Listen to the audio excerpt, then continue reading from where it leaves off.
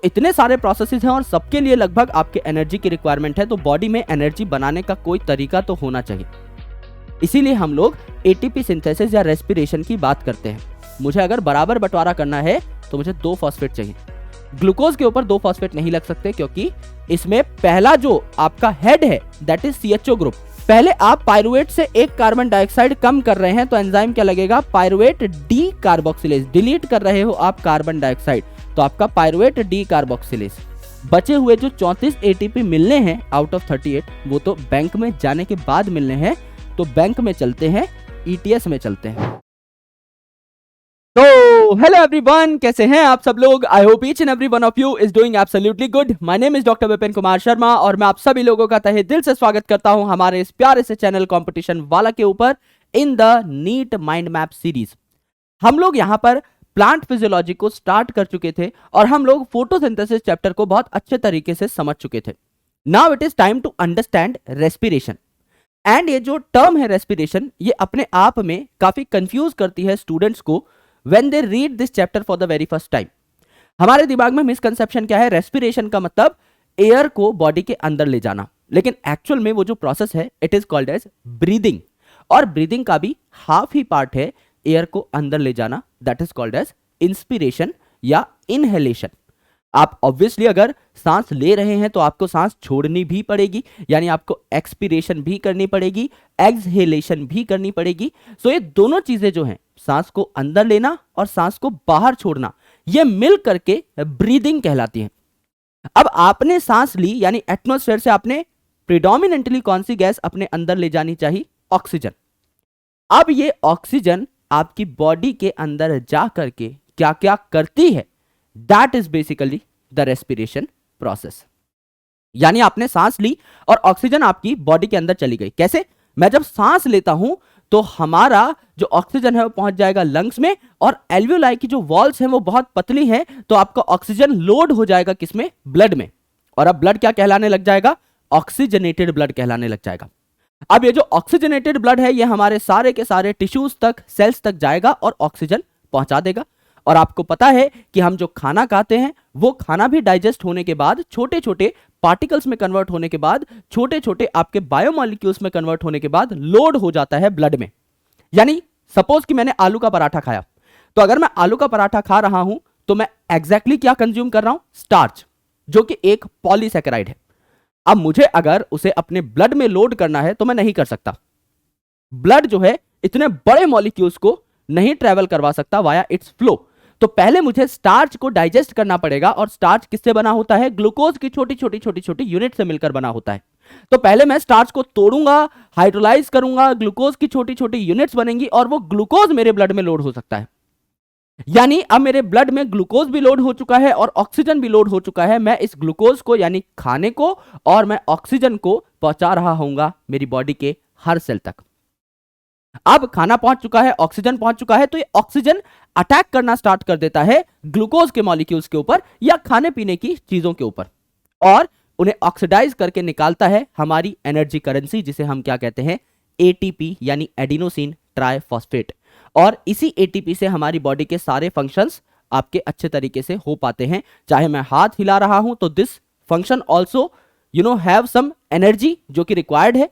अगर मैं लिख रहा हूं तो उसमें भी एनर्जी लग रही है, अगर मैं बोल रहा हूं तो भी एनर्जी लग रही है, अगर मैं चल रहा हूं, दौड़ रहा हूं तो उसमें भी एनर्जी लग रही है, अगर मैं समझ रहा हूं चीजों को, है ना, तो दिमाग जो है एनर्जी यूज कर रहा है उस पॉइंट ऑफ टाइम पर। अगर हम रिप्रोड्यूस कर रहे हैं उस टाइम पर भी एनर्जी लग रही है।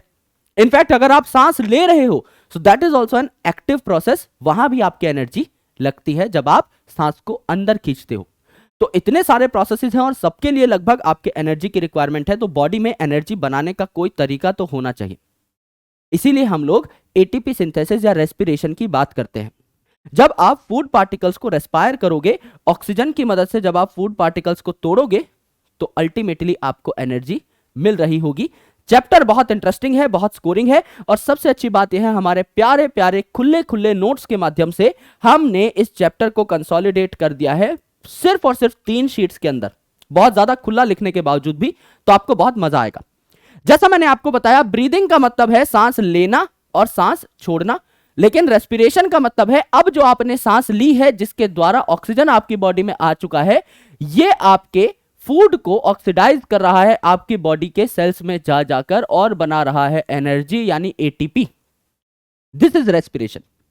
यहां पर दो बातें आपको बहुत अच्छे तरीके से समझनी होती हैं। पहली बात कि देयर आर मल्टीपल स्टेप्स जिनमें आपको ये एनर्जी मिलती है। ऐसा नहीं है कि आप अचानक से ग्लूकोज को तोड़ दोगे एकदम कुल्हाड़ी मार करके और आप कार्बन कार्बन बॉन्ड को तोड़ करके एनर्जी निकाल लोगे। अगर आप एक बड़े स्टेप में एनर्जी निकालने की कोशिश करोगे तो ज्यादातर एनर्जी हीट के फॉर्मेट में लॉस हो जाएगी। लेकिन आपको तो इस एनर्जी को पकड़ के रखना है, आपको इसे एटीपी की फॉर्मेट में स्टोर करके रखना है, जिससे जब आपको जरूरत पड़े सच में एनर्जी यूज करने की, तभी आप उसका इस्तेमाल करें। दैट्स वाई हम लोग हमेशा अपना पैसा बैंक में रखते हैं, राइट?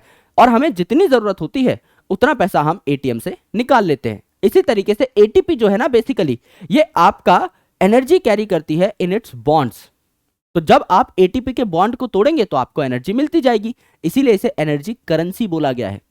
जैसे आप नोट चला सकते हो कहीं पे भी, आप 10 रुपए की चाय पीने जा रहे हो, आप नोट का इस्तेमाल कर सकते हो। आपको पेन चाहिए, पेंसिल चाहिए, मार्कर चाहिए, कॉपी चाहिए, किताब चाहिए, आप कैश दे सकते हो।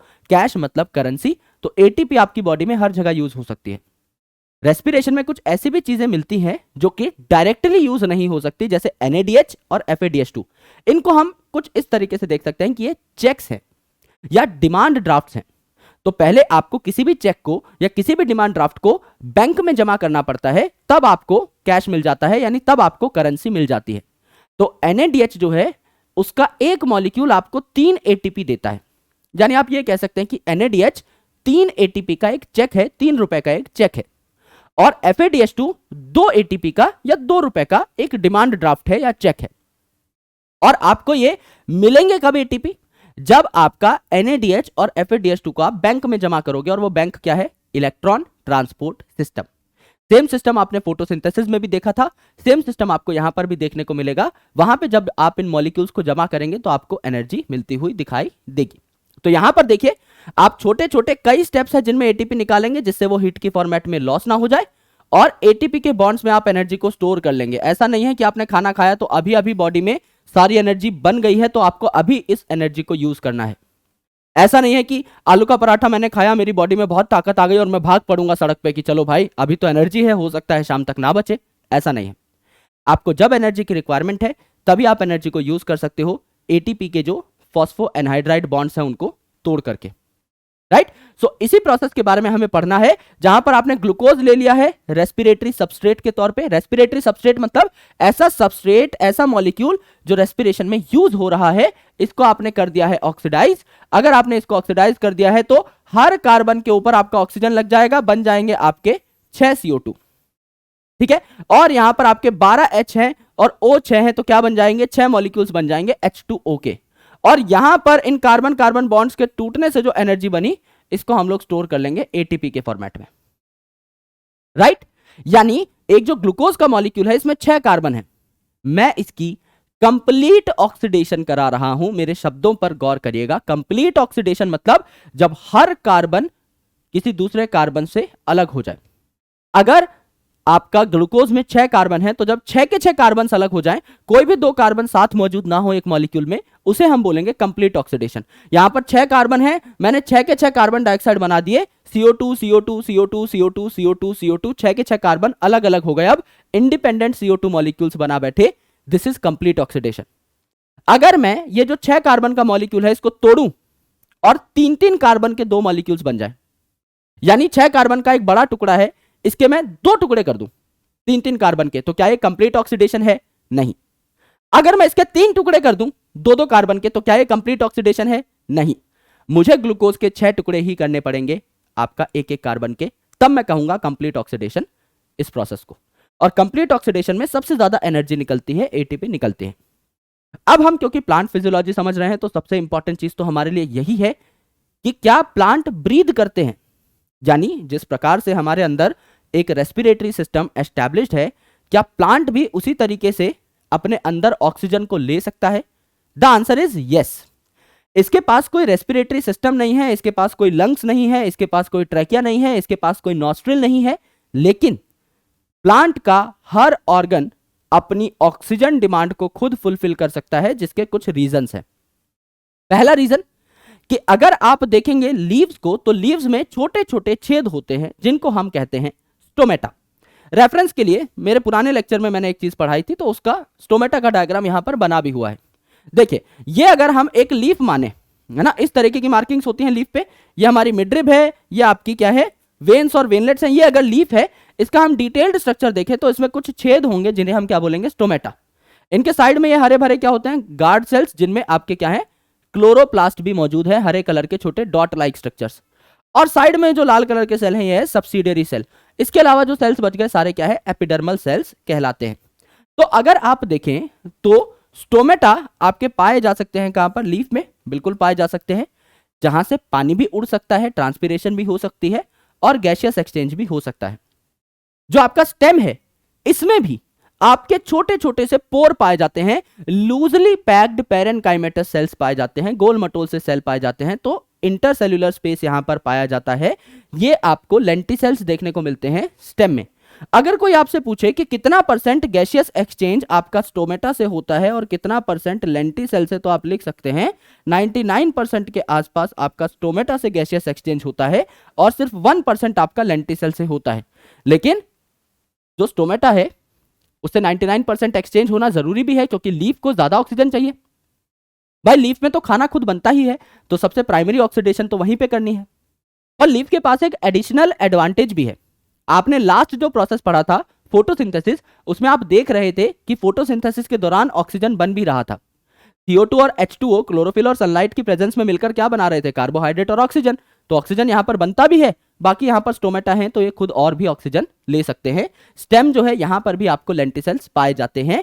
आपका रूट, स्टेम और लीफ, इन सब में ही मेजर ग्राउंड सब्सटेंस कौन है, ज्यादातर ऑर्गन का पार्ट किससे बना हुआ है, गोल मटोल लूजली पैक्ड पेरेनकाइमेटस सेल से।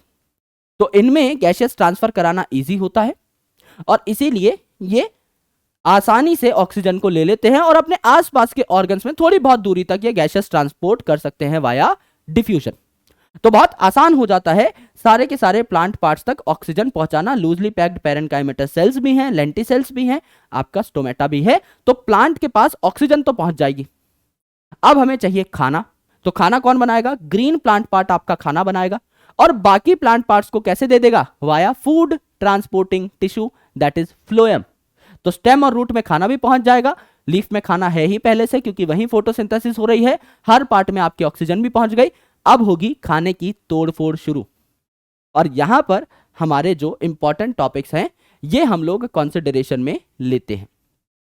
अब हम खाने को तोड़ फोड़ रहे हैं, तो आप अगर देखेंगे तो प्लांट के अंदर क्या पाया जाता है, सुक्रोज यानी शुगर पाया जाता है। This sucrose is called as invert sugar. तो यहां पर अगर आप देखोगे तो ये आपका ग्लूकोज और फ्रक्टोज के मिलने से बनता है। तो जब आप सुक्रोज को तोड़ोगे वाया एंजाइम इन्वर्टेज या सुक्रोज को तोड़ोगे वाया एंजाइम सुक्रेज, तो ग्लूकोज और फ्रक्टोज बन जाएगा, बिल्कुल बन जाएगा। अब सबसे चहीता रेस्पिरेटरी सबस्ट्रेट हमारी बॉडी का कौन सा है, ऐसा नहीं है कि हम कुछ और यूज नहीं कर सकते। आप प्रोटीन खा रहे हो तो प्रोटीन को भी डाइजेस्ट करके ऑक्सीडाइज कर पाओगे, आप फैट खा रहे हो तो फैट को भी आप डाइजेस्ट करके ऑक्सीडाइज कर पाओगे। लेकिन सबसे फेवर्ड रेस्पिरेटरी सबस्ट्रेट कौन है, आपका कार्बोहाइड्रेट, और उसमें भी ग्लूकोज। तो हम ग्लूकोज को साक्षी मानकर ये सारी की सारी पाथवेज पढ़ते हैं। तो जो पहली पाथवे हमारी, this is called as glycolysis. Glyco का मतलब क्या है, शुगर इटसेल्फ, और लाइसिस का मतलब क्या है, ब्रेकडाउन यानी स्प्लिटिंग, यानी आप ग्लूकोज को तोड़ने की बात कर रहे हो यहां पे, इसे हम ग्लाइकोलिसिस कहते हैं। दिस पर्टिकुलर लीनियर पाथवे, क्योंकि कोई साइकिल तो है नहीं, यहां से शुरू है पायरुवेट पे खत्म हो गई, तो ये जो लीनियर पाथवे है इसको हम लोग प्यार से ईएमपी पाथवे भी कहते हैं, क्योंकि 3 साइंटिस्ट ने इसके बारे में बताया था, एम्बडेन, मेयरहॉफ और पारनाज साहब ने। तो ईएमपी पाथवे इसे कहा जाता है and it is also called as universal pathway. दुनिया के हर सेल में यह पाथवे हो सकती है। क्यों, क्योंकि पहले जब अर्थ पे जीवन की शुरुआत हो रही थी तो एटमॉस्फेयर वाज रिड्यूसिंग, उस टाइम पे फ्री ऑक्सीजन नहीं प्रेजेंट था। तो जब ऑक्सीजन ही नहीं है तो ऑक्सीजनिक ऑर्गेनिजम्स कहां से आएंगे, ये ऑक्सीजन कंज्यूम करने वाले ऑर्गेनिजम्स कहां से आएंगे। अगर समझ लीजिए आसपास ऑक्सीजन ही नहीं है और मैं सिर्फ ऑक्सीजन से ही काम चलाता हूं तो मेरा सर्वाइवल तो बहुत मुश्किल है। मुझे कुछ ऐसी टेक्निक्स अडेप्ट करनी होंगी जिससे मैं ऑक्सीजन के बिना भी जी पाऊं। इसीलिए जो सबसे पहले ऑर्गेनिजम्स बने थे दे वर बेसिकली अनएरोब्स, जो बिना ऑक्सीजन के भी जी सकते थे। और आज भी ऐसे काफी सारे ऑर्गेनिजम्स देखने को मिलते हैं, जैसे माइकोप्लाज्मा है, वो भी ऑक्सीजन के बिना रह सकता है। बैक्टेरॉइड्स है, वो भी ऑक्सीजन के बिना रह सकते हैं। क्लोस्ट्रीडियम है, वो भी ऑक्सीजन के बिना रह सकता है। तो देयर आर मल्टीपल एग्जांपल्स, जिससे साबित होता है कि पहले कुछ ऐसे ऑर्गेनिजम्स थे जो बिना ऑक्सीजन के रहा करते थे, और आज के दिन ऑक्सीजन अवेलेबल है तो हम तो ऑक्सीजन ले ही सकते हैं। अब ग्लाइकोलिसिस इज अ प्रोसेस जिसमें ऑक्सीजन की जरूरत नहीं रहती, मतलब इस पाथवे में कहीं ऑक्सीजन नहीं चाहिए। अगर आप ऑक्सीजन की प्रेजेंस में सर्वाइव कर सकते हो तो वेल एंड गुड, आपके अंदर भी ग्लाइकोलिसिस हो जाएगी। अगर आप ऑक्सीजन की प्रेजेंस में सर्वाइव नहीं कर सकते तो भी इट्स वेल एंड गुड, तो भी आपके अंदर ग्लाइकोलिसिस हो जाएगी, क्योंकि इस प्रोसेस को ऑक्सीजन नहीं चाहिए, राइट। तो इसीलिए यूनिवर्सल पाथवे है, क्योंकि पहली बात तो ऑक्सीजन की रिक्वायरमेंट यहां है ही नहीं। दूसरी इंपॉर्टेंट चीज है यूनिवर्सल क्यों है, ऐसी एक चीज जो दुनिया के हर सेल में पाई जाती है, वो क्या है, साइटोप्लाज्म। भाई बिना सेल मेम्ब्रेन और साइटोप्लाज्म के तो सेल आप बोल ही नहीं सकते। तो सेल मेम्ब्रेन के अंदर जो भी सामान है इट्स ऑल साइटोप्लाज्म। तो साइटोप्लाज्म तो दुनिया के हर सेल में पाया जाएगा, चाहे प्रोकैरियोटिक हो, यूकैरियोटिक हो, एरोबिक हो, एनारोबिक हो। इसीलिए सारे सेल्स में साइटोप्लाज्म है, तो सारे सेल्स में साइटोप्लाज्म के अंदर ग्लाइकोलिसिस भी हो सकती है। यहां हमने क्या किया, सबसे पहले ग्लूकोज लिया 6 कार्बन का, और ग्लूकोज को कन्वर्ट कर दिया ग्लूकोज 6 फॉस्फेट में। फॉस्फेट में क्यों कन्वर्ट कर दिया सर, इस प्रोसेस में तो एनर्जी लग रही है, जेब से एनर्जी देनी पड़ रही है। भाई फॉस्फेट कहां से आया, एटीपी का जो फॉस्फेट था, एटीपी को तोड़ा तो एडीपी बन गया, और एक फॉस्फेट यहां ऐड कर दिया। सर हम तो कह रहे थे इस प्रोसेस से एटीपी बनेंगी, आपने तो खर्च कर दी। पहले खर्च करना जरूरी है, पहले खर्चा फिर कमाई। ये बिजनेस का वो फेज है जब आप अपनी जेब से पैसा डाल रहे हो, बाद में उससे ज्यादा पैसा आप रिकवर कर लोगे। तो ग्लूकोज से ग्लूकोज 6 फॉस्फेट क्यों बनाया, क्योंकि हमें ग्लूकोज को ट्रैप करना है सेल के अंदर। इतनी मेहनत करके आलू का पराठा खा के उसको डाइजेस्ट करके ग्लूकोज बनाया, ब्लड में लोड किया, फिर सेल में पहुंचाया। क्या हम ये चाहेंगे कि हमारे सेल से ग्लूकोज बाहर भाग जाए, एस्केप कर जाए? कभी नहीं चाहेंगे। इसीलिए हमने इस पे फॉस्फेट लगा दिया। फॉस्फेट नेगेटिवली चार्ज है ना, तो आपका नेगेटिवली चार्ज या पॉजिटिवली चार्ज कोई भी चीज है तो मेम्ब्रेन उसकी परमिएबिलिटी को अलाउ नहीं करती। तो सेल के अंदर अगर आपने चार्ज लगा दिया है तो सेल के अंदर ही ग्लूकोज रह जाएगा, बाहर नहीं जा पाएगा। तो एक अच्छा काम हो गया। और फॉस्फेट ही आपने क्यों लगाया, कोई और नेगेटिव चीज भी लगा सकते थे, बिल्कुल लगा सकते थे। फॉस्फेट ही क्यों लगाया, क्योंकि आगे चल के एटीपी बनाने हैं तो ये फॉस्फेट दोबारा से काम आ जाएगा। तो ग्लूकोज 6 फॉस्फेट मैंने बना लिया। अब पंगा ये है कि आगे चल के इन दिस प्रोसेस ग्लाइकोलिसिस मुझे 6 कार्बन के ग्लूकोज से 2 मॉलिक्यूल्स बनाने होते हैं 3-3 कार्बन के, जिन्हें मैं पाइरुवेट कहता हूं। अब अगर मुझे इस 6 कार्बन की चीज के 2 बराबर टुकड़े करने हैं तो एकदम बराबरी से ही करने चाहिए। अगर मेरे पास 6 कार्बन है तो मैं 3 कार्बन और 3 कार्बन अलग अलग कर सकता हूं। मेरे पास एक ही फॉस्फेट है तो ये तो एक ही मॉलिक्यूल पे जाएगा। मुझे अगर बराबर बंटवारा करना है तो मुझे 2 फॉस्फेट चाहिए। ग्लूकोज के ऊपर 2 फॉस्फेट नहीं लग सकते, क्योंकि इसमें पहला जो आपका हेड है that is CHO group. Glucose is an aldehyde तो उस पे सीएचओ ग्रुप लगा रहेगा, और जो आपका फ्रक्टोज है दैट्स अ कीटोन, तो उसके सेकंड कार्बन पे सीओ ग्रुप लगा रहता है। तो इसका पहला कार्बन फ्री है फ्रक्टोज का, यानी फ्रक्टोज पे आप फर्स्ट और 6th कार्बन पे फॉस्फेट लगा सकते हो, ग्लूकोज पे नहीं लगा सकते। तो इसलिए आप ग्लूकोज को फ्रक्टोज में कन्वर्ट करते हो और बन जाता है फ्रक्टोज 6 फॉस्फेट। अब आपका जो मकसद था वो कर दो यार, एक और फॉस्फेट ले लो एटीपी तोड़ के और फ्रक्टोज 1,6 बिस फॉस्फेट बना दो, है ना। तो फ्रक्टोज 6 कार्बन का और फर्स्ट और 6th पोजीशन पे 2 फॉस्फेट लग गए, तो टोटल आपके क्या हो गए, 6 कार्बन 2 फॉस्फेट। अब अगर बराबर बंटवारा करेंगे तो आपके 3 कार्बन 1 फॉस्फेट 1 मॉलिक्यूल में, 3 कार्बन 1 फॉस्फेट 1 मॉलिक्यूल में। तो आपका फ्रक्टोज 1,6 बिस फॉस्फेट को तोड़ दिया, एक बना आपका अल्डिहाइड फॉस्फोग्लिसरल्डिहाइड, और एक बना आपका ketone dihydroxy acetone phosphate. Acetone, ketone का साउंड आ रहा है ना। तो फॉस्फोग्लिसरल्डिहाइड तो एक फॉस्फेट है, और ग्लिसरल्डिहाइड आपको पता है 3 कार्बन का है। Dihydroxy acetone phosphate, acetone 3 carbon का, एक फॉस्फेट है। तो 6 कार्बन और 2 फॉस्फेट थे। अब 3 कार्बन 1 फॉस्फेट यहां, 3 कार्बन 1 फॉस्फेट यहां, बराबर 2 टुकड़े हमने कर दिए। ये हमें यहां पर देखने को मिला। अब अगर आप देखोगे तो ये दोनों जो मॉलिक्यूल्स रहते हैं ना, ये आपस में आइसोमराइज हो सकते हैं। तो अब हम आगे क्या करेंगे, एक पीजीएल और एक डीएचएपी लिखने की जगह क्या लिख देंगे, 2 पीजीएल लिख देंगे। ठीक है, ये भी इसी में कन्वर्ट हो जाता है। तो 2 पीजीएल से क्या बनता है, 2,1,3 बिस फॉस्फोग्लिसरेट बनते हैं। यानी यहां पर आपका 3 कार्बन का मॉलिक्यूल है जिसपे 2 जगह फॉस्फेट है। अब 2 जगह फॉस्फेट है तो एक जगह का फॉस्फेट निकाल लो एटीपी बनाने के लिए, रह जाएगा आपका 3 फॉस्फोग्लिसरेट। यहां पे सिर्फ 3rd पोजीशन पे आपका क्या है, फॉस्फेट है। 3 फॉस्फोग्लिसरेट से 2 फॉस्फोग्लिसरेट बनाया, यानी सिर्फ पोजीशन चेंज हुई है आपकी फॉस्फेट की, तो आइसोमर है ये, पोजिशनल आइसोमर। 2 फॉस्फोग्लिसरिक एसिड जो है इससे बनाया पेप, जो हमने फोटोसिंथेसिस में देखा था C4 पाथवे में। पेप जो था कार्बन एक्सेप्टर था, ये भी आपका 3 कार्बन का है। फॉस्फोइनॉल पायरुवेट यानी एक फॉस्फेट है और 3 कार्बन का मॉलिक्यूल है, तो इसका फॉस्फेट निकाल लिया एटीपी बनाने के लिए और बन गया पायरुवेट बिना फॉस्फेट का, सिर्फ 3 कार्बन इसमें है। यानी अगर आप देखें तो मैं आपको ग्लाइकोलिसिस समझाने की कोशिश करता हूं। 6 कार्बन का आपके पास ग्लूकोज है, ग्लूकोज को सेल के अंदर ट्रैप करने के लिए आपने क्या किया, एक फॉस्फेट ऐड कर दिया, तो ग्लूकोज 6 फॉस्फेट आपको मिल गया। अब आपने फॉस्फेट ऐड तो किया, पर एक्चुअल में ये प्रॉब्लम है एक, क्यों? क्योंकि आपको ग्लूकोज के 2 बराबर टुकड़े करने हैं। तो अगर आप एक 6 कार्बन का मॉलिक्यूल है उसके 2 टुकड़े कर रहे हो 3-3 कार्बन के, तो दोनों में आपको फॉस्फेट भी देना चाहिए टेक्निकली। यहां हमारे पास एक ही फॉस्फेट है, तो हमने एक और फॉस्फेट लगाया, पर ग्लूकोज पे 2 फॉस्फेट लग नहीं सकते, इसीलिए हमने इसको पहले फ्रक्टोज में कन्वर्ट किया। वहां पे दोनों पोजीशंस खाली हैं, फर्स्ट और सिक्स्थ, आप दोनों पे फॉस्फेट लगा सकते हो। तो ग्लूकोज 6 फॉस्फेट बन गया फ्रक्टोज 6 फॉस्फेट। फ्रक्टोज 6 फॉस्फेट को आपने फिर 2 फॉस्फेट लगा के कन्वर्ट कर दिया फ्रक्टोज 1,6 बिस फॉस्फेट में। और हमारा जो मेन मोटो था इसको 2 बराबर टुकड़ों में काटना, 3 कार्बन 1 फॉस्फेट का DHAP, 3 कार्बन 1 फॉस्फेट का PGAL यानी फॉस्फोग्लिसरल्डिहाइड और डाइहाइड्रोक्सी एसीटोन फॉस्फेट हमने बना लिया। ये दोनों आपस में कन्वर्ट हो सकते हैं, तो हम 2PGAL ही लिख लेते हैं कि हाँ भाई ये दोनों चीजें एक ही हैं, तो हम 2 मॉलिक्यूल 2 इंटू PGAL ही लिख देते हैं यहाँ पे। तो आगे हमेशा 2 into 2 into 2 into 2 into 2 into चलेगा। ये सारे मॉलिक्यूल्स 3-3 कार्बन के हैं, तो एक 6 कार्बन का ग्लूकोज है तो 3-3 कार्बन के 2-2 मॉलिक्यूल्स बनाएगा, तो 2 इंटू 2 इंटू हम लोग लिखते हुए चलेंगे। अब जो आपका 2 फॉस्फोग्लिसरल्डिहाइड है ये कन्वर्ट हो जाएगा 1,3 बिस फॉस्फोग्लिसरेट में, यानी ग्लिसरिक एसिड है जिसकी फर्स्ट और थर्ड पोजीशन पे 2 फॉस्फेट है।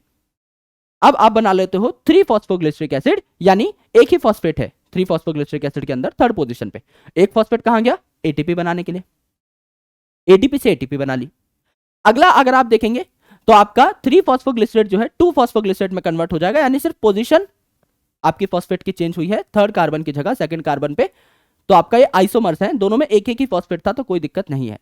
2 फॉस्फोग्लिसरिक एसिड कन्वर्ट हो जाता है पेप में, यानी फॉस्फोइनॉल पायरुवेट में। पायरुवेट है ये, लेकिन फॉस्फो ग्रुप इस पे लगा हुआ है, तो इस फॉस्फो ग्रुप को आप हटाओगे तो अल्टीमेटली क्या बन जाएगा, पायरुवेट बन जाएगा। यानी दोबारा से आप एडीपी से एटीपी बना सकते हो। तो ये 2 पोजीशन है जहां पे आपकी एडीपी से एटीपी आपको देखने को मिलेगी, है ना, यहां पर इन दोनों स्टेप्स पे। यहां जब आपका फॉस्फोग्लिसरल्डिहाइड 1,3 बिस फॉस्फोग्लिसरेट में कन्वर्ट हो रहा है, तो फॉस्फोग्लिसरल्डिहाइड से आप क्या निकालते हो, आप बेसिकली हाइड्रोजन निकालते हो और आप दे देते हो किसको, NAD को। तो क्या बन जाता है, NADH प्लस H पॉजिटिव, यानी आपका NADH बन जाता है। तो एक्चुअल में ये जो ग्लाइकोलिसिस है इसको क्या बोला जाता है, partial oxidation of glucose. Partial oxidation क्यों, क्योंकि कंप्लीट ऑक्सीडेशन नहीं हो रही है, एक एक CO2 मॉलिक्यूल अलग नहीं हो रहा है। एक 6 कार्बन का मॉलिक्यूल था, उससे 2-3 कार्बन के मॉलिक्यूल्स बने, तो ये कंप्लीट ऑक्सीडेशन नहीं है, तो पार्शियल ऑक्सीडेशन। और सर आपने तो कहा था इसमें ऑक्सीजन यूज ही नहीं हो रही, तो पार्शियल ऑक्सीडेशन क्यों बोला, क्योंकि भाई हाइड्रोजन हटाने को भी ऑक्सीडेशन ही कहते हैं, राइट। चाहे तो ऑक्सीजन दे दो, चाहे हाइड्रोजन खींच लो। तो PGL से जब 1,3 बिस फॉस्फोग्लिसरेट बनाया तो मैंने हाइड्रोजन हटा लिए, ये भी तो एक तरीके से ऑक्सीडेशन ही है, इसीलिए पार्शियल ऑक्सीडेशन इसको हमने बोला। अब देखो, जब मैंने इस प्रोसेस को स्टार्ट किया तो मैंने एक एटीपी अपनी जेब से डाली, एक एटीपी अपनी जेब से डाली, यानी 2 एटीपी का मुझको लॉस हो गया। लेकिन जब मैंने एटीपी बनाई, अब 2 से मल्टीप्लाई कर रहे हैं हर चीज को, तो 2 एटीपी बनी, 2 एटीपी बनी, तो टोटल 4 एटीपी बनी। अगर मुझसे कोई बोलता है कि नेट एटीपी कितनी बनी है इस प्रोसेस में, तो मैं क्या बोलूंगा, नेट एटीपी कितनी बनी है, आपकी 2 एटीपी बनी है। नेट एटीपी कितनी बनी है आपकी, 2 एटीपी बनी है, राइट, 2 एटीपी बनी है। 4 आपकी जो बनी एटीपी, इसमें से 2 हमें वापस करनी है, भाई किसी से उधार लिया है तो चुकाना भी पड़ेगा, तो ये 2 हमने वापस कर दी तो बैलेंस हो गई। ये 2 आपकी एटीपी हैं जो अभी आप एकदम यूज कर सकते हो, that is basically your net ATP. तो नेट काउंट क्या है, 2 एटीपी। और टोटल कितनी बनी, 2 तो आपकी ये एटीपी है, मैंने आपको बताया था this is a check, NADH is a check. आप इसको डालोगे कहां, बैंक में, इलेक्ट्रॉन ट्रांसपोर्ट सिस्टम में, और एक NADH मॉलिक्यूल आपको क्या देगा, 3 एटीपी। तो यहां 2 से मल्टीप्लाई करो, 2 NADH मॉलिक्यूल बने हुए हैं, कितनी एटीपी आ जाएंगी, 6 एटीपी आ जाएंगी, 6 एटीपी आ जाएंगी। तो अगर आप यहां पर देखें तो नेट एटीपी आपको क्या देखने को मिली, नेट एटीपी जो आप अभी यूज कर सकते हो झटपट, दैट इज 2 एटीपी। और टोटल एटीपी जो आपको बाद में चल के भी अगर मिल जाएंगी तो क्या हो जाएंगी, 2 + 6, 6 कैसे, 2 NADH मॉलिक्यूल से आपको 6 एटीपी मिल जाएंगी ETS में, that is your total ATP. ये आपकी अभी तक की एनर्जी मैट्रिक्स है। तो यहां पर हमने क्या किया, ग्लाइकोलिसिस में 6 कार्बन का ग्लूकोज था, इसको 3-3 कार्बन के पायरुवेट में हमने कन्वर्ट कर लिया। अब मेरे दोस्त कंप्लीट ऑक्सीडेशन तो हुई नहीं है, तो इस पायरुवेट का भी कुछ तो होता होगा आगे चल के। तो इसके अलग अलग भविष्य हैं, जिसे हम क्या कहते हैं, फेट ऑफ पायरुवेट। फेट मतलब इसके अलग अलग भविष्य हैं। पहला भविष्य क्या है कि समझ लो कोई ऐसा ऑर्गेनिज्म है जिसमें ऑक्सीजन की मात्रा कम है, अनएरोबिक कंडीशंस है, ऑक्सीजन कम है, तो वहां पर हो जाती है फर्मेंटेशन। ठीक है, यहां पर क्या होगा, अगर कोई ऑर्गेनिज्म है जिसमें फर्मेंटेशन हो रही है तो वो जो NADH है उसको ETS में नहीं भेज सकता। यूजुअली ये जो प्रोसेस है प्रोकैरियोट्स में होता है। तो अगर प्रोकैरियोट्स में हो रहा है ये प्रोसेस, तो आपका जो ETS है वो नहीं अच्छे से कंक्लूड हो पाता, क्योंकि इलेक्ट्रॉन ट्रांसपोर्ट सिस्टम कहां अवेलेबल है, पावर हाउस कौन है हमारे सेल का, माइटोकॉन्ड्रिया। तो माइटोकॉन्ड्रिया तो होता ही नहीं है बैक्टीरिया में, तो आपका क्या आप NADH से ATP बना पाओगे, नहीं बना पाओगे। बैंक ही नहीं है जिसमें आपको चेक जमा कराना है, तो वहां पर ऐसा प्रोसेस हो ही नहीं सकता। तो दैट्स व्हाई आप क्या चाहोगे, आप ये चाहोगे कि यार ये जो NADH था इसको एटलीस्ट मैं NAD में कन्वर्ट कर लेता हूं, दोबारा कम से कम ग्लाइकोलिसिस में इस्तेमाल तो कर लूंगा। अगर आप ग्लाइकोलिसिस देखो तो इसमें NAD NADH में कन्वर्ट हो रहा है। अब इस NADH का तो आप कुछ कर नहीं रहे हो बैक्टीरिया के अंदर, माइटोकॉन्ड्रिया तो है ही नहीं, कम से कम इसका NAD ही बना लो, आगे ग्लाइकोलिसिस को तो नहीं रुकने देगा अगर NADH अच्छे खासी मात्रा में अवेलेबल है तो फर्मेंटेशन जो होती है इसमें NADH से हम NAD दोबारा रीजनरेट कर लेते हैं, इससे कोई ATP नहीं बनता। दोनों प्रकार के फर्मेंटेशन में आपका NAD रीजनरेट हो जाता है, NADH को आप ATP बनाने में इस्तेमाल नहीं करते।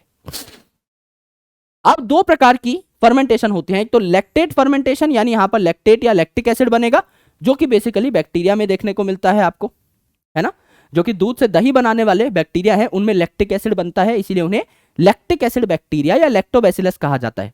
जब आप बहुत ज्यादा एक्सरसाइज कर लेते हैं और आपकी भी सांस फूल जाती है क्योंकि ऑक्सीजन की कमी हो जाती है बॉडी में, तो आप जोर जोर से सांस लेते हैं जिससे कुछ ऑक्सीजन अंदर आ सके, तो आपके अंदर भी मसल में बेसिकली लैक्टिक एसिड ही जमा हो जाता है जो आपको पेन या दर्द देता है। लेकिन हमारी बॉडी में जब हम थोड़ा रिलैक्स करते हैं तो ये लैक्टिक एसिड मेटाबोलाइज हो जाता है, अलग अलग प्रोडक्ट्स में कन्वर्ट हो सकता है, तो हमारा दर्द भी खत्म हो जाता है। तो यहां पर जो एंजाइम लगेगा that is lactate dehydrogenase, LDH, lactate dehydrogenase. ठीक है, ये यहां पर लगेगा लैक्टेट बनाने वाला लैक्टेट डिहाइड्रोजिनेज। अब देखिए मेरे भाई, पायरुवेट आपका 3 कार्बन का था, पायरुवेट आपका 3 कार्बन का था, एक ग्लूकोज मॉलिक्यूल था 6 कार्बन का, उसको आपने तोड़ा, 3-3 कार्बन के 2 पायरुवेट बने। पायरुवेट भी 3 कार्बन का, लैक्टिक एसिड भी 3 कार्बन का, तो क्या CO2 निकलने की कोई जगह है, नहीं है। लेकिन यहां पर अगर आप देखेंगे अल्कोहलिक फर्मेंटेशन में तो इथेनॉल 2 कार्बन का, अब इथेनॉल अगर 2 कार्बन का है तो 1 कार्बन बचाना भाई, 3 कार्बन का पायरुवेट है, 2 कार्बन का तो इथेनॉल बना लेगा, 1 कार्बन बचाना, तो CO2 यहां पर निकल सकता है। तो ये CO2 आपका कहां निकलता है, इथेनॉलिक फर्मेंटेशन के अंदर निकलता है आपका CO2। यहां पर क्या होगा, पहले आप पायरुवेट से 1 कार्बन डाइऑक्साइड कम कर रहे हैं तो एंजाइम क्या लगेगा, पायरुवेट डी कार्बोक्सिलेज, डिलीट कर रहे हो आप कार्बन डाइऑक्साइड, तो आपका pyruvate D carboxylase, D carboxylase carbon dioxide हटा दिया और बन क्या रहा है, इथेनॉल यानी अल्कोहल, तो अल्कोहल डिहाइड्रोजिनेज नाम का एंजाइम लगेगा, अल्कोहल डिहाइड्रोजिनेज नाम का एंजाइम लगेगा। तो जब लैक्टिक एसिड बन रहा था लैक्टिक एसिड डिहाइड्रोजिनेज, यहां पे अल्कोहल बन रहा है अल्कोहल डिहाइड्रोजिनेज, और पायरुवेट से आपका CO2 निकला तो पायरुवेट डी कार्बोक्सिलेज। ये आपकी क्या है, बेसिकली आपकी एनारोबिक फेट्स हैं जो कि आपकी फर्मेंटेशन कहलाती हैं। अब दोनों ही केस में हजार्डस प्रोडक्ट बन रहे हैं, एक आपको दर्द देता है और एक जो है दारू है, जो कि ऑब्वियसली एक गंदा कंपाउंड माना जाता है। यहां पे एनर्जी काफी कम निकलती है, लेस देन 7% एनर्जी निकलती है। अगर आप ग्लूकोज को कंप्लीटली तोड़ते हो तो हमारे अंदर you can get up to 38 ATPs। हमारी बॉडी में आपको 38 ATP मिल जाती हैं एक ग्लूकोज मॉलिक्यूल को प्रॉपरली तोड़ के। यहां आपको क्या मिल रही है, सिर्फ 2 ATP जो आपने नेट निकाली ग्लाइकोलिसिस में, NADH तो कुछ कर ही नहीं पा रहा है, तो आप less than 7%, in fact less than 6% energy निकाल सकते हो इस प्रोसेस से। और आपका NADH जो है ये NAD में कन्वर्ट हो जाता है इन प्रोसेस में, लेकिन स्लोली।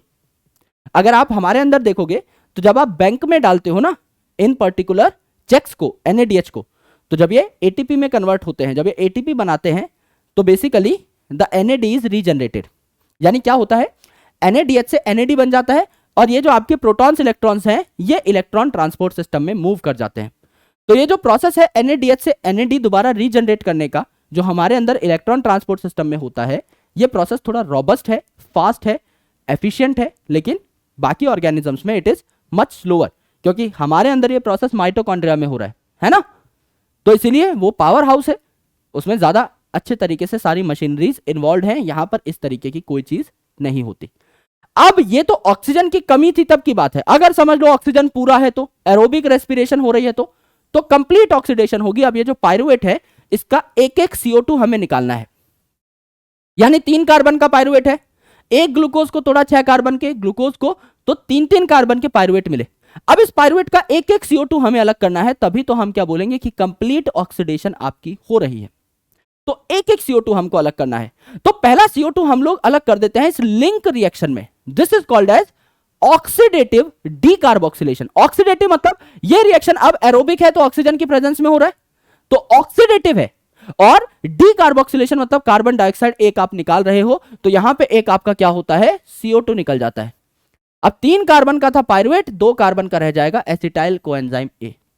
इसको बनाने के लिए आपको कोएंजाइम A अलग से लगाना पड़ता है, और यहां पर भी NAD से NADH बनता है, जो आगे चल के आपको क्या दे देगा, 6 ATP फिर से दे देगा, क्योंकि एक पायरुवेट से एक NADH बन रहा है। तो एक ग्लूकोज से कितने पायरुवेट बने थे, 2, तो पूरे रिएक्शन को 2 से मल्टीप्लाई करना था हमको आगे भी, तो आपके 2 NADH बने, आगे बैंक में जाकर के आपको 6 ATP फिर से दे सकते हैं। तो यहां पे भी थोड़ा सा प्रॉफिट हुआ, और आपका मैग्नीशियम की प्रेजेंस में और पायरुवेट डिहाइड्रोजिनेज की प्रेजेंस में आपने क्या कर लिया, एसिटाइल कोएंजाइम A बना लिया। यह है लिंक रिएक्शन। और एसिटाइल कोएंजाइम A जो है यह है लिंक मॉलिक्यूल, क्योंकि ये बेसिकली क्या करता है, हर मेटाबॉलिज्म पाथवे में आपको देखने को मिलता है। प्रोटीन को अगर आप मेटाबोलाइज करोगे तो काफी सारे अमीनो एसिड्स हैं जो यहां पर आकर इस पॉइंट पे मिल जाते हैं, काफी सारे फैटी एसिड्स हैं जो को आप तोड़ोगे तो एसिटाइल कोएंजाइम A बना लेंगे। कार्बोहाइड्रेट यानी ग्लूकोज आपने तोड़ा और एसिटाइल कोएंजाइम A बन ही रहा है। तो एक लिंक मॉलिक्यूल है जो हर मेटाबॉलिज्म को जोड़ सकता है। अब ये जो एसिटाइल कोएंजाइम A है ये जाता है क्रैब साइकिल के अंदर। अब जो क्रैब साइकिल है, इसको क्रैब साइकिल क्यों बोला, क्योंकि क्रैब नाम के साइंटिस्ट ने, हैंस क्रैब नाम के साइंटिस्ट ने इसको दिया, इसको हमें समझाया। यहां पर इसको ट्राई कार्बोक्सिलिक एसिड साइकिल या सिट्रिक एसिड साइकिल भी कहते हैं, क्योंकि क्रैब साइकिल का जो पहला आपका प्रोडक्ट है ये सिट्रिक एसिड है, तो it is called as citric acid cycle. और सिट्रिक एसिड जो 6 कार्बन का है, इसमें से 3 कार्बन COOH ग्रुप बनाते हैं, यानी 3 क्या है, कार्बोक्सिलिक एसिड ही ग्रुप है, इसलिए इसे ट्राई यानी 3 carboxylic acid cycle, try carboxylic acid cycle या TCA साइकिल भी कहते हैं। अब 6 कार्बन कहां से बने भाई, ये जो आपकी क्रैब साइकिल है इसको याद करने की एक सिंपल सी ट्रिक है और बहुत अमेजिंग सी ट्रिक है, इसको बहुत गौर से देखना। क्रिकेट का मौसम चल रहा है, वर्ल्ड कप चल रहा है भैया, तो फटाफट से लिख देते हैं cricket council of India, cricket council of India appoints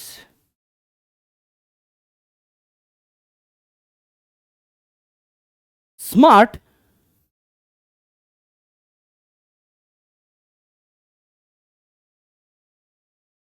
staff for men office.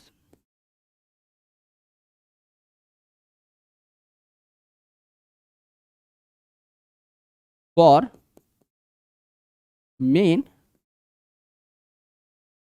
Office, cricket council of India ने अपने मेन ऑफिस के लिए स्मार्ट स्टाफ को हायर किया है, और करना भी चाहिए, है ना, हर किसी को स्मार्ट स्टाफ चाहिए होता है। तो cricket council of India appoint smart staff for men office, ये आपकी ट्रिक है। अब क्या हो गया सर, इसमें दिखाते हैं भाई क्या हो गया। यहां पर देखिए क्रिकेट यानी सिट्रेट, तो 4 कार्बन का ऑक्सैलो एसिटिक एसिड है जहां से ये रिएक्शन स्टार्ट होता है। C4 पाथवे में हमने देखा था कि 4 कार्बन का OAA बनता है C4 प्लांट में, तो ये हमें याद है कि 4 कार्बन का होता है। और एक चीज आपको और याद करनी है कि पूरी की पूरी क्रैब साइकिल में एक ही प्रोडक्ट है जो 5 कार्बन का होता है, that is alpha ketoglutaric acid. अलग ही पकड़ में आता है, इसी के नाम के आगे अल्फा है, बाकी किसी के नाम के आगे कोई सिंबल नहीं है, सिर्फ अकेला यही है जिसके नाम के आगे अल्फा है। तो सिर्फ यही आपका 5 कार्बन का है, बाकी कोई भी आपका 5 कार्बन का नहीं होता, ठीक है। तो आपका ऑक्सैलो एसिटिक एसिड 4 कार्बन का, 2 कार्बन का आपका एसिटाइल कोएंजाइम ए मिल गया, तो क्या बन गया 6 कार्बन का सिट्रिक एसिड। तो क्रिकेट क्या हो गया आपका, क्रिकेट सिट्रेट से मिल रहा है ना, क्या मिल रहा है यहाँ पे देखो, सी सी आई आई सी सी टी टी, सारे अल्फाबेट मिल रहे हैं। तो सिट्रेट आपका बन चुका है 6 कार्बन का। अब अल्फा कीटोग्लूट्रेट जब बनाओगे 5 कार्बन का तभी एक CO2 देना पड़ेगा, उससे पहले सारे 6 कार्बन के, लॉजिक है। तो सिट्रेट जो है कन्वर्ट हो जाता है आइसो सिस अकोनिटेट में, तो जो आपका काउंसिल है दैट इज सिस अकोनिटेट, ठीक है। Isocitrate India isocitrate. अब N का मतलब क्या है, N का मतलब इस लेवल पे आप NaDH बना लो, इस लेवल पे एक NaDH बना लो, ठीक है। और NaDH बनाओगे तो साथ में CO2 निकालोगे, क्यों निकालोगे भाई, आइसोसिट्रेट 6 कार्बन का और इसके बाद बनेगा अल्फा कीटोग्लूट्रेट 5 कार्बन का, तो एक CO2 देना पड़ेगा। तो alpha ketoglutarate appoints A for alpha, है ना। अब आपका अल्फा कीटोग्लूट्रेट है 5 कार्बन का, आगे बन गया सक्सिनाइल कोएंजाइम है 4 कार्बन का, सिर्फ यही क्योंकि अकेला 5 कार्बन का बताया था, तो आगे 4 कार्बन का, तो सारे 4 कार्बन के, इसके बाद कोई CO2 नहीं निकलेगी। यहां भी आपका क्या कर दो, CO2 निकाल दो, यहां भी आप क्या कर दो, CO2 निकाल दो, और यहां आप क्या कर दो, NaDH H पॉजिटिव, यानी NaDH निकाल दो। सक्सिनाइल कोएंजाइम A यही है एक जहां पर कोएंजाइम A कैपिटल आ रहा है, तो यहां पे क्या कर दो, ATP या GTP निकाल दो, है ना। GTP ATP में कन्वर्ट हो जाती है, तो एक ही बात है। फिर आपका आ गया सक्सिनेट, स्मार्ट स्टाफ, है ना, S फॉर सक्सिनेट, लेकिन यहां पे डबल F आ रहा है ना, तो क्या निकालोगे, 2 F आ रहे हैं, FADH2, एक जो इकलौता मॉलिक्यूल है FADH2 का वो यहां पर निकल जाएगा स्टाफ के बाद, ठीक है। For men office fumarate, for men M for malate, office O for oxaloacetate, जहां से हमने अपने साइकिल को स्टार्ट किया था, ठीक है। यहां पर लास्ट स्टेप पे भी आपका NaDH निकल जाता है, क्योंकि यहां पर मेन जो है ये हमें दिखाई दे रहा है N, इसके बाद भी आप NaDH निकालोगे। तो टोटल NaDH कितने निकले, टोटल NaDH निकला 1, टोटल NaDH निकला 2, टोटल NaDH निकला 3। FADH2 एक ही जगह पर निकला स्टाफ के बाद, तो FADH2 कितने निकले आपका 1, और ATP या GTP कितनी निकली, ATP GTP निकली आपकी 1। अब इन सबको हम मल्टीप्लाई कर देंगे 2 से, क्योंकि हम एक एसिटाइल कोएंजाइम A के रेस्पेक्ट में ये साइकिल पढ़ रहे हैं, हमें एक्चुअली 2 एसिटाइल कोएंजाइम A के रेस्पेक्ट में पढ़नी है। एक ग्लूकोज से 2 पायरुवेट बने, 2 पायरुवेट से 2 एसिटाइल कोएंजाइम A बने, तो इन सबको एक ग्लूकोज के लिए अगर हमें कैलकुलेशन करनी है तो हम लोग क्या लिखेंगे, फॉर 1 ग्लूकोज, फॉर 1 ग्लूकोज हमको क्या क्या देखने को मिल जाएगा, फॉर 1 ग्लूकोज हमको देखने को मिल जाएगा कि आपकी NaDH कितने निकले, 3 NaDH हमें साइकिल में दिख रहे हैं, तो 3 × 2 = 6 NaDH, और 6 NaDH से हमें ATP कितनी मिल जाएंगी, 1 NaDH से 3 ATP, तो 6 आपके NaDH से 18 ATP हमको देखने को मिल जाएंगे। FADH2 कितने निकले, एक जगह पर निकला, तो 2 से मल्टीप्लाई करो, 2 क्या निकले आपके FADH2, 2 आपको FADH2 देखने को मिले, तो आपको क्या देखने को मिल रहे हैं यहाँ पर, 4 आपके ATP देखने को मिल रहे हैं, 4 ATP देखने को मिल रहा है। एक FADH2 से 2 ATP बनते हैं। GTP या ATP एक ही पोजीशन पे निकली डायरेक्टली, तो इसको हम बोलेंगे क्या निकले आपकी, 2 ATP निकली डायरेक्ट, या 2 GTP निकली। तो टोटल कितनी ATP हो गई यहाँ पर, अगर आप नोट करना चाहो तो टोटल कितनी आपको यहाँ पर ATP देखने को मिली, 2 और 4 6 18 24 ATP आप मान सकते हो कि टोटल आपको यहाँ पर देखने को मिली। नेट जो आप अभी के अभी यूज कर सकते हो वो क्या है, ये तो आपको बैंक में जाने के बाद मिलेगी, ये बैंक में जाने के बाद मिलेगी, NaDH FADH2 ये आप अभी के अभी यूज कर सकते हो, 2 ATP सिर्फ, है ना। तो नेट आपकी ये हो जाएगी 24 ATP आपकी क्या हो गई, टोटल हो गई, 24 ATP आपकी टोटल हो गई। यहां पे आपको क्या देखने को मिला, ये NaDH है 2 NaDH, तो आपको 6 ATP यहां पर टोटल देखने को मिलती हैं, जो आगे भविष्य में जाकर के बैंक में जाकर के आपको मिल जाएंगी। और 8 ATP आपको मिली थी ग्लाइकोलिसिस से, तो टोटल नंबर क्या हो गया, 24 + 6 आपका 30 और 8 38, जो मैंने बताया था 38 ATP आपको टोटल यहां पर मिल रही होती हैं। ये आपने देखा, एकदम करेक्ट बात है।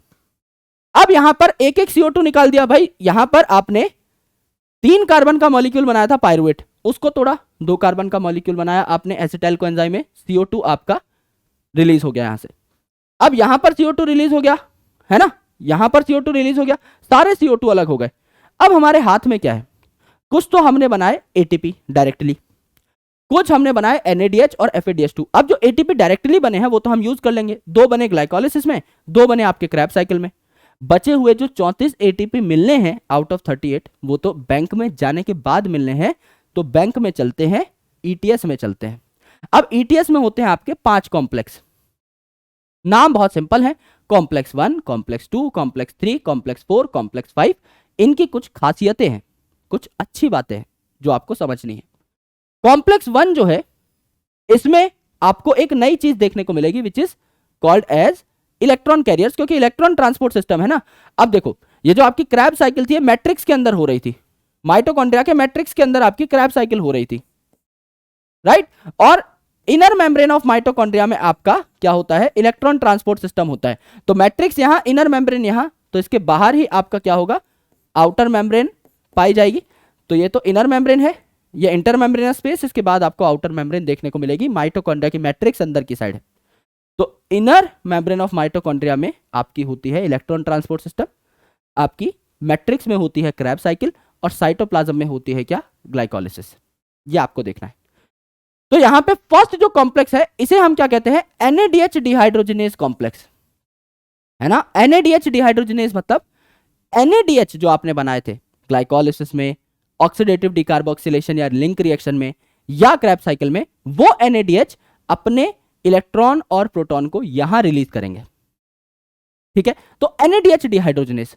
तो इसी प्रकार से एक FADH2 डिहाइड्रोजिनेज भी चाहिए, जो कि FADH2 बना है आपका क्रैब साइकिल में, उसको क्या करेगा, बढ़िया तरीके से ऑक्सीडाइज करेगा, करेक्ट है। तो यहां पर कॉम्प्लेक्स 2 जो है, इसे सक्सिनेट डिहाइड्रोजिनेज कहा जाता है। सक्सिनेट डिहाइड्रोजिनेज क्यों, क्योंकि जब आप सक्सिनेट से फ्यूमरेट बना रहे होते हैं, उसी टाइम पे आपका FADH2 निकलता है, तो इसे FADH2 डिहाइड्रोजिनेज कह दो या सक्सिनेट डिहाइड्रोजिनेज कह दो। जो कॉम्प्लेक्स 3 है, इसमें 2 साइटोक्रोम पाए जाते हैं, B और C1, तो इसे साइटोक्रोम BC1 कॉम्प्लेक्स कहा जाता है। जो आपका कॉम्प्लेक्स 4 है, इसको साइटोक्रोम C ऑक्सीडेज कहा जाता है, क्योंकि साइटोक्रोम C यहां पर आपके इलेक्ट्रॉन्स लेकर के आ रहा होता है, तो it is called as cytochrome C oxidase, या इसे साइटोक्रोम A3 कॉम्प्लेक्स भी कहा जाता है, क्योंकि इसमें 2 साइटोक्रोम पाए जाते हैं, A और A3। अगला जो आपका कॉम्प्लेक्स है, दैट इज F0 F1, जो हमने फोटोसिंथेसिस में भी देखा था, जिसे हम CF0 CF1 कह रहे थे। सेम काम है। F0 आपका एक तरीके से मेम्ब्रेन से क्रॉस कराने का काम करेगा प्रोटॉन्स को, और आपका F1 जो है, ये आपका ATP बनवाने का काम करेगा। जब इससे प्रोटॉन गुजरेंगे तो ये ADP और PI को जोड़ देगा और ATP बना लेगा, राइट। तो ये 5 कॉम्प्लेक्स है। अब पहले कॉम्प्लेक्स में क्या क्या पाया जाता है, स्टार्टिंग के 3 कॉम्प्लेक्स में हमेशा याद रखिएगा, FeS यानी iron sulphur protein is common, बहुत अच्छा इलेक्ट्रॉन ट्रांसफरर है। तो यहां पर आपका FeS तीनों कॉम्प्लेक्स में कॉमन है, तो याद करने की जरूरत नहीं है, FeS तीनों जगह कॉमन है। नया इनमें क्या मिलता है, कॉम्प्लेक्स 1 को आप क्या कह सकते हैं, 1 का मतलब क्या होता है, मोनो। तो यहां पर आपको मिलता है फ्लेविन मोनोन्यूक्लियोटाइड यानी FMN। तो याद करने की जरूरत नहीं है, FMN में मोनो आ रहा है, तो कॉम्प्लेक्स 1 को भी मोनो बोल सकते हैं, तो यहां पाया जाएगा। FAD मतलब फ्लेविन एडेनिन डाई न्यूक्लियोटाइड। तो डाई न्यूक्लियोटाइड कहां पाया जाएगा, डाई मतलब 2, कहां पाया जाएगा, कॉम्प्लेक्स 2 में। कॉम्प्लेक्स 3 जो है, इसका नाम ही था साइटोक्रोम BC1 कॉम्प्लेक्स, तो यहां क्या पाए जाएंगे, 2 साइटोक्रोम्स B और C1। कॉम्प्लेक्स 4 का नाम ही था साइटोक्रोम AA3, तो यहां पर क्या पाए जाएंगे, साइटोक्रोम A और A3 पाए जाएंगे, तो यहां भी 2 साइटोक्रोम है। और यहां पर 2 एडिशनल कॉपर सेंटर्स भी पाए जाते हैं, क्योंकि कॉपर और आयरन बहुत अच्छे इलेक्ट्रॉन कैरियर्स हैं। अगर मैं आयरन 3+ हूं, तो मैं एक इलेक्ट्रॉन लेके 2+ बन सकता हूं, और उस इलेक्ट्रॉन को आगे देके दोबारा से 3+ बन सकता हूं, तो मेरा कुछ बिगड़ेगा नहीं, और मैं इलेक्ट्रॉन को ट्रांसपोर्ट भी करा दूंगा। अगर मैं कॉपर हूं, तो मैं कॉपर 2+ अगर हूं, तो इलेक्ट्रॉन लेके कॉपर प्लस बन सकता हूं, इलेक्ट्रॉन आगे भेज करके दोबारा कॉपर 2+ बन सकता हूं, मेरा कुछ नहीं बिगड़ा, लेकिन मैंने इलेक्ट्रॉन का ट्रांसपोर्ट करा दिया। तो iron and copper are very common, that's why starting के 3 में आप देख रहे हो आयरन आयरन आयरन, बाद में आप देख रहे हो copper copper, they are very common, they are very very common. तो यहां पर आपका 2 कॉपर सेंटर पाए जाते हैं कॉम्प्लेक्स 4 में, copper centre A, copper centre B, ठीक है। और कॉम्प्लेक्स 5 जो है ATP बनाता है, F0 F1 पार्टिकल, इसे ATP सिंथेज कहते हैं। सबसे इंपॉर्टेंट चीज जो है वो है कॉम्प्लेक्स 3 और 4 के बीच में एक कैरियर होता है, जो कि इलेक्ट्रॉन्स को खुद लेकर के जाता है अगले कॉम्प्लेक्स तक। यानी कॉम्प्लेक्स 3 से कॉम्प्लेक्स 4 के बीच में एक इलेक्ट्रॉन कैरियर होगा, जिसे मोबाइल इलेक्ट्रॉन कैरियर कहते हैं, दैट इज साइटोक्रोम C। इसीलिए कॉम्प्लेक्स 4 के पास साइटोक्रोम C ही लेकर आ रहा है इलेक्ट्रॉन, तो उसे साइटोक्रोम C ऑक्सीडेज कहा गया, ठीक है। देखिए अब यहां पर क्या हुआ, ये कॉम्प्लेक्स 1 है, कॉम्प्लेक्स 2 है, कॉम्प्लेक्स 3 है, क्योंकि दोनों ही कॉम्प्लेक्स 3 को अपने अपने इलेक्ट्रॉन्स देते हैं, तो कॉम्प्लेक्स 3 को बीच में रखा गया है। कॉम्प्लेक्स 4 है, कॉम्प्लेक्स 5 है। अब देखिए आपका जो कॉम्प्लेक्स 1 है यहां पर क्या हुआ, आपका NADH जो था ये NAD में कन्वर्ट हो गया, तो NAD इज रीजनरेटेड, दोबारा से जाकर के काम आ जाएगा ये ग्लाइकोलिसिस में, ऑक्सीडेटिव डिकार्बोक्सिलेशन में, क्रैब साइकिल में NADH बनाने के काम आ जाएगा। अब NAD तो आपने बना लिया, ये जो आपके हाइड्रोजन और प्रोटॉन थे ये आप कहां दोगे, हाइड्रोजन में क्या क्या होता है, इलेक्ट्रॉन और प्रोटॉन, तो इलेक्ट्रॉन दे दोगे आप इस इलेक्ट्रॉन ट्रांसपोर्ट सिस्टम में, और प्रोटॉन आप कहां पंप कर दोगे, इस साइड पंप कर दोगे, है ना। यहां पर भी अगर आप देखोगे तो इलेक्ट्रॉन आप दे दोगे इस पाथवे में, प्रोटॉन आप यहां पंप कर दोगे, इलेक्ट्रॉन दे दोगे इस पाथवे में, प्रोटॉन आप यहां पंप कर दोगे, तो प्रोटॉन्स जो है इस साइड जमा होते हुए चले जाते हैं, नीचे प्लस प्लस के साइन है, they are showing higher level of protons, और इलेक्ट्रॉन इस पाथवे में जाते रहते हैं, जो एंड में कहां पहुंच जाएंगे, आपका वाटर बनाने के लिए ऑक्सीजन के पास पहुंच जाएंगे, क्योंकि ऑक्सीजन का तो यूज ही नहीं किया, ना क्रैब साइकिल में यूज किया, ना ऑक्सीडेटिव डिकार्बोक्सिलेशन में, ना ग्लाइकोलिसिस में, कहीं भी यूज नहीं किया। ऑक्सीजन का मेन काम क्या है, वो आखिरी एक्सेप्टर होता है प्रोटॉन्स और इलेक्ट्रॉन्स का, जो एडिशनल प्रोटॉन्स बच गए हैं और जो एडिशनल इलेक्ट्रॉन्स इस पाथवे से ट्रांसफर हुए हैं उनको एक्सेप्ट करके क्या बना लेता है, ऑक्सीजन वाटर बना लेता है। वाटर बनाने के लिए ऑक्सीजन को क्या चाहिए, हाइड्रोजन, जिसमें प्रोटॉन इलेक्ट्रॉन दोनों होंगे, तो अच्छे खासे प्रोटॉन आपने बाहर फेंक दिए, है ना, क्योंकि आपके पास प्रोटॉन ज्यादा है। आप NADH की कंडीशन देखिए, यहां पर आपके पास NADH है, H मतलब प्रोटॉन इलेक्ट्रॉन दोनों है, यहां आपका H पॉजिटिव है यानी सिर्फ प्रोटॉन है, तो प्रोटॉन आपके पास ज्यादा है, तो आप थोड़ा उस साइड भी पंप कर सकते हो, और कुछ प्रोटॉन इलेक्ट्रॉन आप इसको भी दे सकते हो ऑक्सीजन को वाटर बनाने के लिए। तो एंड में आपका ऑक्सीजन का काम सिर्फ यही है, ये टर्मिनल हाइड्रोजन एक्सेप्टर है, या टर्मिनल आप कह सकते हो इलेक्ट्रॉन एक्सेप्टर है जो वाटर बनाएगा, ठीक है, इसका सिर्फ इतना ही काम है, पर ये काम बहुत इंपॉर्टेंट है। अगर कोई होगा ही नहीं इलेक्ट्रॉन को एक्सेप्ट करने के लिए, तो इलेक्ट्रॉन घूमते थोड़ी रहेंगे, इलेक्ट्रॉन ट्रांसपोर्ट सिस्टम ही रुक जाएगा, इलेक्ट्रॉन ट्रांसपोर्ट चेन ही रुक जाएगी, इसीलिए oxygen is very very important, ठीक है। तो यहां पे आपका फर्स्ट जो कॉम्प्लेक्स है इसमें FMN है, फ्लेविन मोनोन्यूक्लियोटाइड, मोनो मतलब 1, तो ये बात करेक्ट हो गई। FES है, बिल्कुल है, इसने अपने इलेक्ट्रॉन दे दिया यूबी क्यूनॉन को, जो क्या बना लेगा, यूबी क्यूनॉल, यानी क्यूनॉन में क्या है, कीटोन ग्रुप है C और O, और क्यूनॉल में अल्कोहल में क्या है, O के ऊपर H लगा दिया, यानी आपने क्या कर दिया, बेसिकली इसको रिड्यूस कर दिया, तो यहां पर आपका H लगा देते हो आप। सिमिलरली यहां पर अगर आप कॉम्प्लेक्स 2 को देखो तो क्या है, flavin adenine dinucleotide, di मतलब 2, तो कॉम्प्लेक्स 2 में पाया जाएगा, FES है ही कॉम्प्लेक्स 1 2 3 में, तो इसने भी यूबी क्यूनॉन से यूबी क्यूनॉल बना लिया, और इसके थ्रू अपने इलेक्ट्रॉन्स पास कर दिए कॉम्प्लेक्स 3 के पास। कॉम्प्लेक्स 3 में क्या है, साइटोक्रोम B, साइटोक्रोम C1 और FES, जो कि कॉम्प्लेक्स 1 2 3 तीनों में ही था। अब ये जो कॉम्प्लेक्स 3 है इससे इलेक्ट्रॉन कहां चले जाएंगे, कॉम्प्लेक्स 4 के पास वाया साइटोक्रोम C। तो इस साइटोक्रोम C कहां प्रेजेंट है, ये इनर माइटोकॉन्ड्रियल मेम्ब्रेन है, ये माइटोकॉन्ड्रिया के अंदर वाली साइड है, तो आप कह सकते हो on the outer side of inner membrane of mitochondria, ये पूरी इनर मेम्ब्रेन ऑफ माइटोकॉन्ड्रिया है, ये इसकी इनर साइड है, ये इसकी आउटर साइड है, तो on the outer side of inner membrane of mitochondria एक मोबाइल इलेक्ट्रॉन कैरियर पाया जाता है जिसे साइटोक्रोम C कहा जाता है। तो यहां पर साइटोक्रोम C लेकर के आ जाएगा इलेक्ट्रॉन कॉम्प्लेक्स 4 के पास, यहां copper centre A, copper centre B, cytochrome A और A3, यहां से इलेक्ट्रॉन और प्रोटॉन्स पास हो जाएंगे ऑक्सीजन के पास एंड वाटर बन जाएगा, एंड यहां पर जो प्रोटॉन्स इकट्ठे हुए हैं एक्स्ट्रा प्रोटॉन्स, ये जाने की कोशिश करेंगे मेम्ब्रेन के इस साइड, यहां प्रोटॉन ज्यादा यहां प्रोटॉन कम, एक ग्रेडियंट बन जाएगा, तो F0 हेल्प करेगा इनको पास होने में, क्योंकि चार्ज पार्टिकल्स डायरेक्टली अपनी मर्जी से पास नहीं हो सकते, तो इसको पास करेगा, और F1 जो है that will basically act as ATP synthase. जैसे ही प्रोटॉन बहुत तेजी से पास होंगे, तो जितना बड़ा डिफरेंस होगा इन दोनों मेम्ब्रेन की साइड में, उतनी तेजी से प्रोटॉन पास करेंगे, प्रोटॉन की मोशन से जनरेट होगी फोर्स, यानी प्रोटॉन मोटिव फोर्स, और उससे थर्रा जाएगा आपका ये F1 पार्टिकल, और जैसे ही यहां से आपके निकलने स्टार्ट होंगे प्रोटॉन, ADP और PI पास पास आ जाएंगे और बन जाएगा ATP। इसी हिसाब के प्रोसेस से आपके NADH में और FADH2 में जितने भी ATP स्टोर होंगे वो आपके रिलीज हो जाएंगे।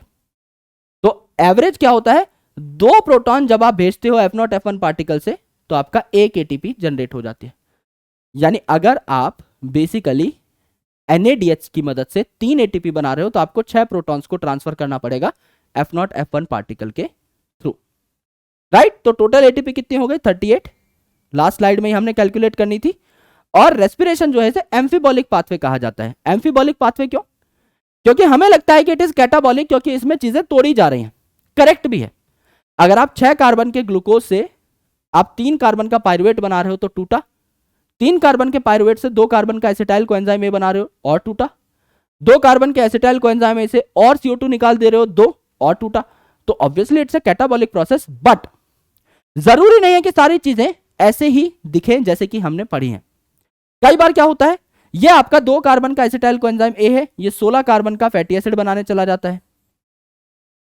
भाई 2 कार्बन के एसिटाइल कोएंजाइम ए है, 8 मॉलिक्यूल जुड़ेंगे, 16 कार्बन का फैटी एसिड बना लेंगे, तो क्या हुआ, रिवर्स रिएक्शन हो गई, एनाबॉलिक हो गया, बिल्कुल हो गया। ये जो आपका पायरुविक एसिड है, ये अमीनो एसिड बना सकता है खुद से बड़े, पायरुविक एसिड 3 कार्बन का है, 4 कार्बन का भी अमीनो एसिड बना लेगा, तो क्या हो गया, एनाबॉलिक रिएक्शन हो गया। ये जो एसिटाइल कोएंजाइम ए है, तो जुड़ा हुआ मॉलिक्यूल है, लिंक मॉलिक्यूल है, ये भी आपका अमीनो एसिड बना सकता है, तो क्या हुआ, अल्टीमेटली आपको देखने को मिला कि ये एक बड़ा रिएक्शन हो सकता है, एनाबॉलिक रिएक्शन हो सकता है।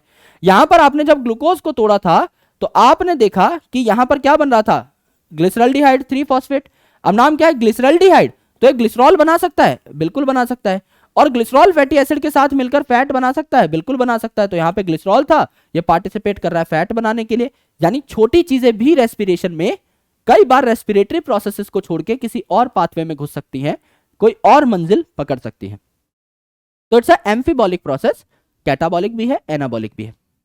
अगर आप देखें रेस्पिरेटरी क्वेश्चन, तो रेस्पिरेटरी क्वेश्चन क्या होता है, कितने CO2 निकले कितना ऑक्सीजन कंज्यूम करके, यानी CO2/O2 इज रेस्पिरेटरी क्वेश्चन। क्योंकि आप यहां पे CO2 रिलीज कर रहे हो, भाई जब आप ग्लूकोज को तोड़ोगे तो 6 CO2 रिलीज होंगे, तो CO2 तो हो रहे हैं रिलीज यानी इवॉल्व, और ऑक्सीजन आपको देना पड़ रहा है किसी भी मटेरियल को तोड़ने के लिए यानी ऑक्सीडाइज करने के लिए, तो CO2/O2 is called as respiratory question. जैसे यहां पर अगर आप देखेंगे कार्बोहाइड्रेट के लिए इट इज 1, जैसे हम अगर ग्लूकोज की ही बात करें तो 6 CO2 निकलते हैं जब आप एक ग्लूकोज को तोड़ोगे, बिल्कुल, और 6 आपको O2 देने पड़ते हैं, तो 6/6 क्या हो गया, 1, तो आपका 1 हो जाएगा रेस्पिरेटरी क्वेश्चन। इसीलिए कार्बोहाइड्रेट्स को आइडियल रेस्पिरेटरी सबस्ट्रेट कहा जाता है और सबसे ज्यादा इन्हीं को यूज किया जाता है। प्रोटीन अगर आप देखेंगे या फैट देखेंगे तो प्रोटीन में इट्स 0.9, एक से थोड़ा कम। फैट अगर आप देखेंगे तो इट्स 0.7, जैसे ट्राइपामिटिन का एग्जांपल है एनसीईआरटी में, तो वहां पर वो फैट जो है जब टूटता है तो 0.7 आपका रेस्पिरेटरी क्वेश्चन आता है। ऑर्गेनिक एसिड जैसे मैलिक एसिड, एस्पार्टिक एसिड है, तो इनका रेस्पिरेटरी क्वेश्चन मोर देन 1 होता है, जैसे 1.33, किसी का 4, किसी का 2, इस हिसाब से ऑर्गेनिक एसिड्स का रेस्पिरेटरी क्वेश्चन यूजुअली 1 से ज्यादा होता है। यह है आपका इलेक्ट्रॉन ट्रांसपोर्ट सिस्टम और आपकी बची हुई चीज है। एंजाइम की अगर आप बात करें तो यहां पर आप देख सकते हैं एंजाइम का नाम लिखना कोई बहुत बड़ी चीज नहीं है, right, you can easily derive the name of enzymes on your own। जैसे 6 कार्बन का ग्लूकोज है, इस पे आप फॉस्फेट लगा रहे हो तो काइनेज एंजाइम के थ्रू लगाओगे, जहां पर भी फॉस्फेट एक्सचेंज हो रहा है या लग रहा है या निकल रहा है काइनेज एंजाइम लगा दो, तो हेक्सोकाइनेज, हेक्सो मतलब 6 कार्बन, काइनेज। फ्रक्टोज 6 फॉस्फेट से फ्रक्टोज 1,6 बिस फॉस्फेट, यहां भी आपका फॉस्फेट लग रहा है तो काइनेज तो आएगा ही, लेकिन इन दोनों पे फॉस्फेट है, इस पे एक फॉस्फेट, इस पे 2, तो क्या लिखोगे, फॉस्फो। दोनों फ्रक्टोज फ्रक्टोज है, फ्रक्टो काइनेज, तो फॉस्फोफ्रक्टोकाइनेज जो है ये क्या है, रेट डिटरमाइनिंग स्टेप है, ये सबसे स्लोएस्ट स्टेप है ग्लाइकोलिसिस का, तो रेट जो है ग्लाइकोलिसिस का वो डिटरमाइन करता है फॉस्फोफ्रक्टोकाइनेज एंजाइम। स्पेसिफिकली लिखना चाहो तो फॉस्फोफ्रक्टोकाइनेज 1, ठीक है। इस हिसाब से आप नाम निकाल सकते हो, जैसे glucose 6 phosphate, fructose 6 phosphate, glucose और फ्रक्टोज आइसोमर्स है, glucose is aldehyde, fructose is ketone, छठे छठे पोजीशन पे फॉस्फेट है, तो कोई दिक्कत ही नहीं है, आपका क्या हो जाएगा, आइसोमरेज हो जाएगा, आपका आइसोमरेज हो जाएगा, है ना। दोनों पे फॉस्फेट है, फॉस्फो, दोनों 6 कार्बन के हैं, हेक्सो अगर पूरा नाम लिखना चाहो तो phospho hexo isomerase and so on, इसी हिसाब से। तो ये यूजुअली पूछे नहीं जाते, दैट्स व्हाई यहां पर हम लोग मेन 2 एंजाइम के नाम लिख सकते हैं। आखिरी में लिखो तो पायरुवेट जो है इस पोजीशन पे एटीपी भी निकल रही है, पायरुवेट बन रहा है, तो आप क्या लिखोगे, इस एंजाइम का नाम क्या है, पायरुवेट काइनेज, जो एंड में पायरुवेट बना देता है। ज्यादा से ज्यादा ये और याद कर लो, इनकेस करना है तो, है ना, ज्यादा से ज्यादा ये और याद कर लो। यहां क्या है, आपका सिट्रेट बन रहा है, तो यहां पर एंजाइम क्या आ जाएगा, सिट्रेट बनाने वाला सिंथेज, तो सिट्रेट सिंथेज एंजाइम लग जाएगा, है ना। इसी तरीके से सिट्रेट से आप आइसो सिट्रेट बना रहे हो तो क्या लग जाएगा, आइसो मतलब सिट्रेट का ही आइसो फॉर्म है तो आइसोमरेज लग जाएगा, है ना। इस तरीके से चीजें होती हैं। I hope this chapter is more than clear. बहुत अच्छा खासा हम लोगों ने यहां पर एक माइंड मैप तैयार किया है विच इज वेरी ब्यूटीफुल, है ना, बहुत प्यारा माइंड मैप है। इसको जब आप डाउनलोड करके देखोगे, काफी सारे कलर कॉम्बिनेशंस मैंने इस प्रकार से यूज किए हैं कि आपको ये अट्रैक्टिव लगे अपने फोन में, अपने लैपटॉप में। कुछ चीजें ऐसी हैं जो बड़ी स्क्रीन पे फट जाती हैं बिकॉज हमें काफी सारा डेटा यहां पर दिखाना होता है माइंड मैप में। बाकी अगर आप देखोगे तो it is very very very beautiful, आपको बहुत मजा आएगा इसको देख के, राइट। So done. अगर मेहनत अच्छी लगी हो, अगर सेशन अच्छा लगा हो, we put our OP in the comment section please. और मैं आपसे मिलता हूं अगले चैप्टर में, जहां पर हम लोग खात्मा कर रहे होंगे पूरी की पूरी प्लांट फिजियोलॉजी का। हमारा last chapter that is plant growth and development, उसके बारे में हम लोग चर्चा कर रहे होंगे। Thank you so much, bye bye, take care, lots of love, Jai Hind, बहुत बहुत शुक्रिया, और मिलता हूं आपसे अगले सेशन में। Thank you.